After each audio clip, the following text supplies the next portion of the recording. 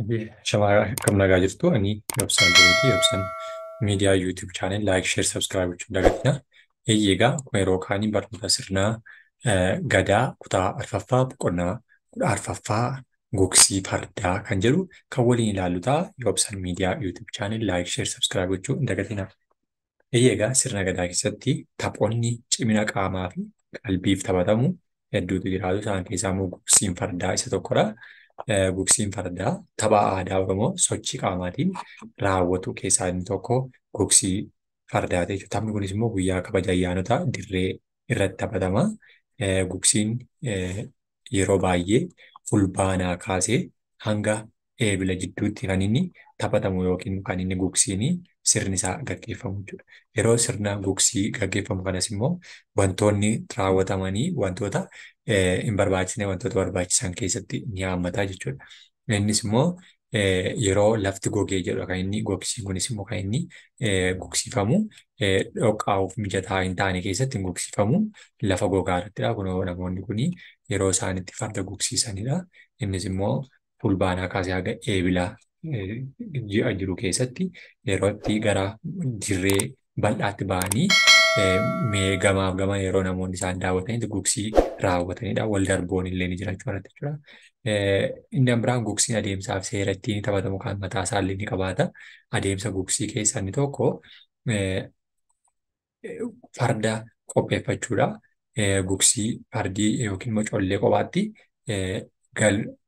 galfamee oka yookiin margi kan inni qofaatti nyaachifamaa ture amoolee fi midhaan akka garbuu boqqolloo sooramaa kan ture sanadha jechuudha malee farduma ishee bakkee keessa akkuma argee jiraachaa ture fuudhanii guyyaa gogsii hin raawwatan jechuudha. Sababni isaa immoo tokko nama miidhuu dandeessi fiiguu akka isheettees hin deemtu waan ta'eef jechuudha. Inni manatti qallabamaa ture kun garuu gogsii beeka waan ta'eef qophaa'eera jechuudha. Yommuu gogsiidhaaf guyyoonni muraasni hafan soora itti xiqqeessu sababni isaa immoo yoo quufee danda'e hin gulufu waan ta'eef jechuudha.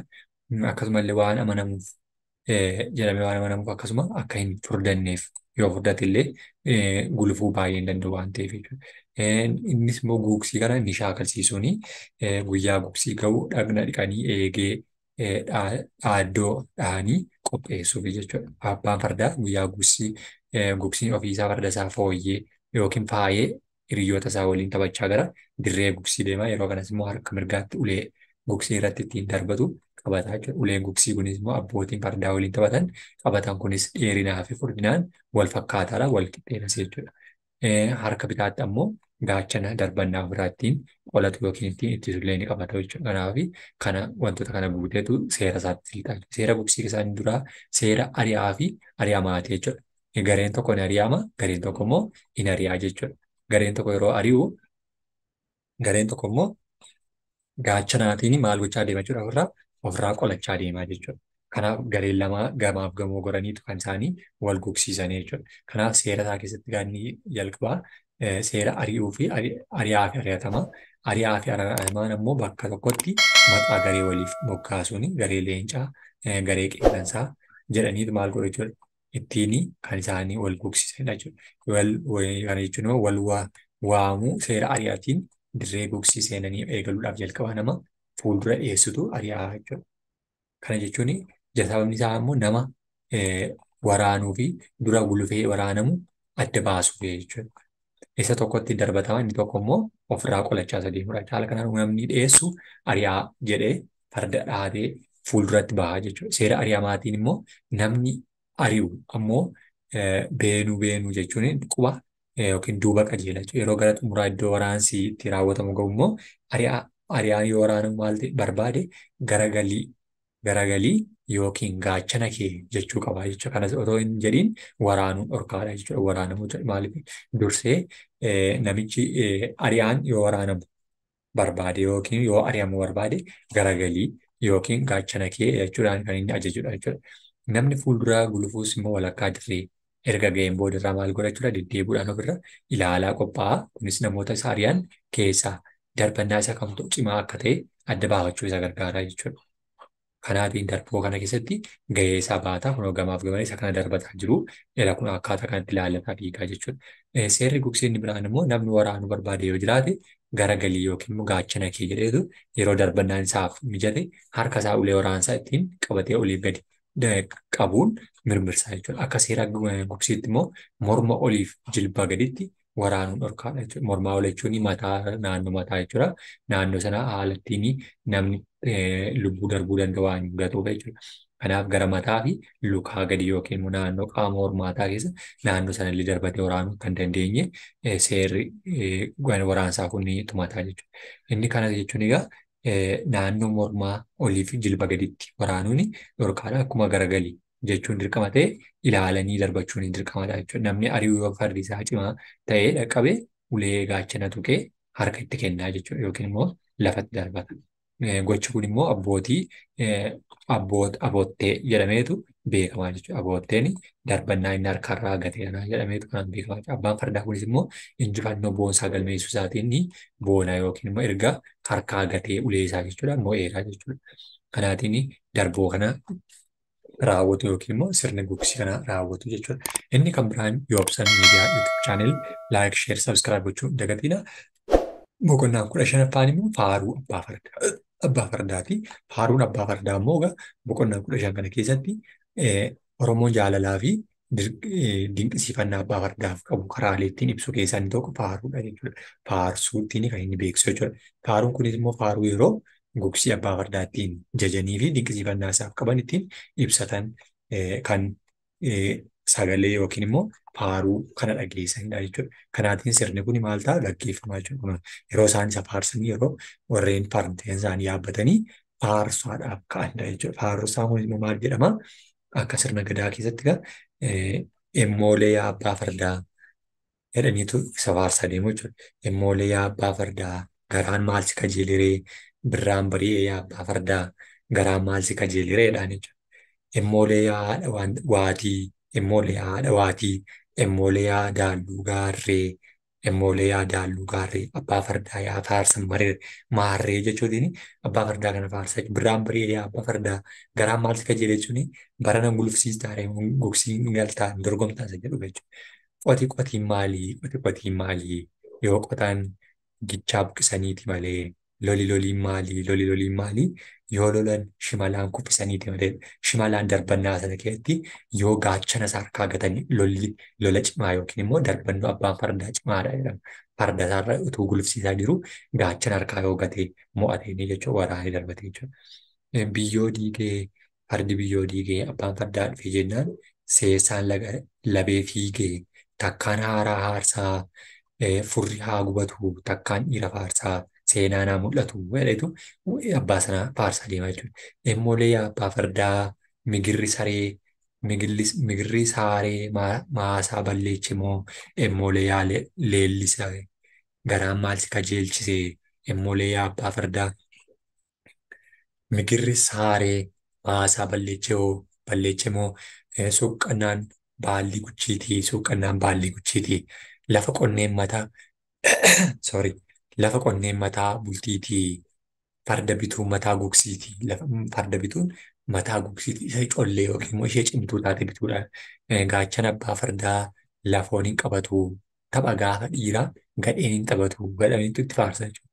Yaa buddeena garbuu maali lallaaftuun kunii abbaaf ilmaan gogsuu maal ayyaantuun kunii jedhu yoo abbaaf ilmaan lama ta'anii gogsii kana keessatti gahee cimaa qabu ta'e yoo ciccimoo ta'anii kanatti faarsudha jechuudha. Haala kanaatiin jechuutiin kan inni faarsaa deemu keessaa isa jalqabaate jechuudha.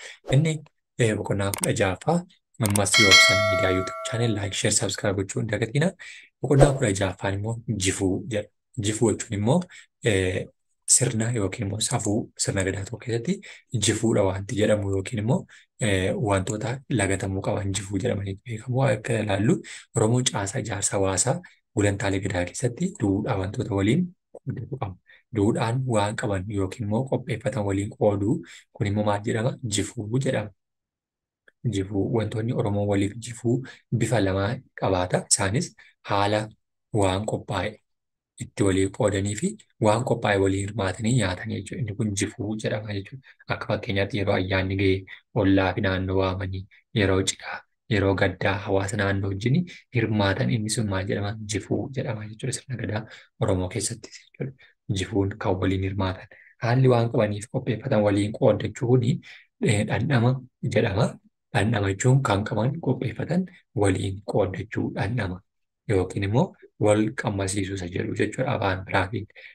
Dhandhama jedhameetu beekama wal dhandhamsiisuu yookiin immoo waliif kennuu jifuu jedhama jechuudha. Waan qaban qopheeffatanii waliin qabachuun yookiin waliin qooddachuun Oromoon jireenya isaa keessatti immoo waan dhuunfaan horatee fi qopheeffatu maatii ollaa isaa waliin nyaatee dhugaa jechuudha. Sababni isaa immoo namni hundi jireenya isaanii keessatti waa hundaan al tokkotti qabaachuu waan hin dandeenyeef jechuudha. Yeroo tokkotti yeroo tokko waa argatu tokko immoo hin qabaatu waan ta'eef yoo qabaatanis bifa wal fakkaatuun ta'een qopheeffachuu dhiisuu malu jechuudha. Inni tokko hoolaa qalatee inni tokko immoo lukkuu qalatee inni tokko farsoon akka ta'e inni tokko daadhiin akka ta'e yoo ta'e inni tokko birziin akka ta'e yoo ta'e garaagarummaa qabaataa jechuudha. Kanaaf hariiroo waliin jireenya ollaa cimsuu keessatti illee bakka guddaa qabaataa jechuudha. Maaltu jifuunii jechuudha. Oromoon waan addatti horatee fi qopheeffatee keessaa kanneen akka waliin dhandhamatu kan inni qabaatu keessaas immoo kanneen keessaa muraasni aannan. Aannan egaa yeroo har'aa kana haala adda addaatiin namni rakkina adda addaa keessatti wal kubee walirraa haa fakkaatu iyyuu malee dur maal godhu Oromoon mana isaa yoo dhaqanii bishaan kadhatan maal namaa laata jedhu aannan namaa laata ture. Osoo haalonni adda addaan jijjiiramanii fi waan hundiyyuu rakkisaa hin ta'in jechuudha. Aannan namaa laata. Buna walii danfisaa, damma walii laata. Dhadhaa walii laata. Asheeta boqqolloo yookiin wantoota reefu asheetanii gahan dhugaa namaaf laata ture jechuudha. Kan waliin hirateetu kan inni nyaatu jechuudha. Namni goromsi dhaleef silga kuusuun erga ollaa waliin dhugeen booda maal godha dhuunfaan gargaarama jechuudha. Kan damma baafates ollaa waamuun akka dhandhaman taasisa akka irraa jalqaba nyaatan daraaraa bunaa damma dhangaa fi asheetas akkasuma ollaa waliin maal godhan namatti tolcha. Haaluma kanaan hoolaa yookiin re'ee yoo qalatanis ollaa waliin dhandhamatu. Kutaa Oromiyaa tokko tokkotti ammoo namni tokko dhuunfaan horii yoo qalate cinaacha ollaaf jifa yookiin immoo cinaacha ollaaf kenna jechuudha. Akkasumas mogolee soddaaf mo'oo dubartiif arraba ammoo maanguddoo ollaatiif jifa yookiin immoo kennaa jedhama. Maaliif waliin gahanii nyaachuu aadaa sana waan qaban jechuudha. Oromoon dhangaa fi jilaaf qopheeffatu waliif jilaaf qopheeffatu waliif jifa. Jilaaf yookiin sagantaa qophiidhaaf eebba ijoolleedhaa fi cidhaa fi yeroo nyaata gaddaa yeroo adda addaa waliin qoodataa jiru. Dhangaan qophaa'an miseensota gulantaa gadaa keessaas akkamiif akka kennaman illee beekama. Kun ammoo miseensi gulantaa gadaa kamiyyuu luba irraa jifuu qabaata jechuudha. Fakkeenyaaf dhangaaleen jifuuf dhiyaatan qorii, daabboo, aannan, daadhii fi kan kana fakkaatan warreen gulantaa gadaa keessa ga'aniif ni jifamaa jechuudha. Dhangaalee lubni qopheeffatu keessaa aannan jifuu dabballeetii. Kanarraa kan ka'e immoo dabballee maal godhe gurmooftee sirbaan jifuu gaafatti yookiin aannan kana gaafatti jechuudha. Dabballeen daabboo hooyaa daabboo dabballeen daa'ima hin geenye hin jenne mee aannan koo jette gaafatti jechuudha. Lubnis yeroo kana dabballeef aannan buusee kennaafi jechuudha. Eebbisanii akkasuma eebbisanii jifuu argatan immoo waliin dhuguu jechuudha. Kan haaluma wal fakkaatuun barroolleen ammoo jifuu foolleeti jechuudha. Barroollee kan jettu immoo jifuu kan foolleedhaaf kennamuuti jechuudha. Yeroo foollee keessa ga'anii jifuu kana eenyutu godhata jechuudha. Barroollee isaantu foolleetu godhata jechuudha. Foolleen gurmuun eebbaaf gara lubaa deemanii jifuu isaanii barroolee kooyyaa barroolee yaa jifuu foollee jedhaniitu faarfachuun akka kennamuuf gaafatu jechuudha. Isaanis yeroo sana dabballee fi lubaaf kennama lubatu kennaaf jechuudha. Kana malees foon horii jilaa irratti qalamu haala itti jifamu qaba. Jilatti akaakuun foonii fa'aan namni foon jifamu garaagarummaa qaba. Foon horii qaachaa yaa'aatti qalamu yaa'a hundaaf jifamaa fakkeenyaaf luknii fi handaaraafni abbaa gadaaf yoo jifamu laddee yaa'a ammoo fagaaf kennama. Harki ammoo cirreessii ijoolleef jifamaa jechuudha. Maaliif iddoo isaa lallaafaa ta'etu kennamaa fi ijoolleedhaa fi umurii kanaatiin wanta argatan waliin jifuutiin yookiin immoo jifuu waliif kennuutiin kan waliin qooddatan yookiin waliin hiratan jedhamee kan beekamu keessaa isa jalqabaate jechuudha. Boqonnaa 14ffaa irratti gugsii fardaa 15 faaruu fardaa fi 16ffaan immoo jifuu kan jedhu kan waliin ilaalledha. Yoobsan miidiyaa YouTube chaanel laayik sheer saabskiraayib gochuu dagatina galatoomaa ulfaadha.